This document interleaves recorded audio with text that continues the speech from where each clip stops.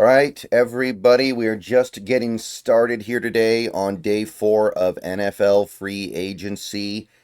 Started the stream just about not even 20 minutes ago, and we actually already have a move by the Seattle Seahawks. We already have a signing. It's not a big signing, it's not a super impactful signing, and it's probably going to creep under the radar here.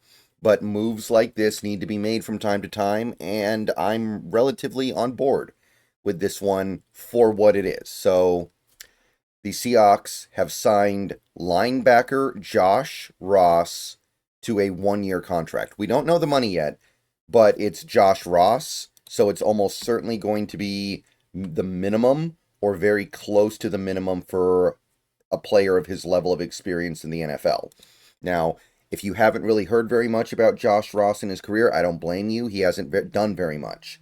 He was in Baltimore for 2.5 seasons and didn't really do all that much other than just be a backup and special teamer.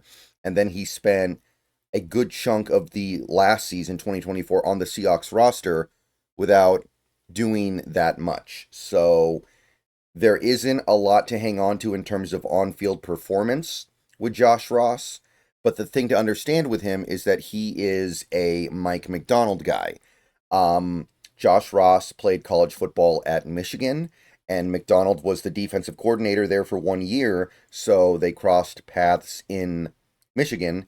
And then Ross went to Baltimore as an undrafted rookie free agent in 2022, and Macdonald obviously worked with him there. Even though he didn't really play very much, even though he didn't really get on the field that much defensively, this is clearly a guy that Macdonald likes because he has worked with him on 3 separate occasions in the last 4 to 5 years.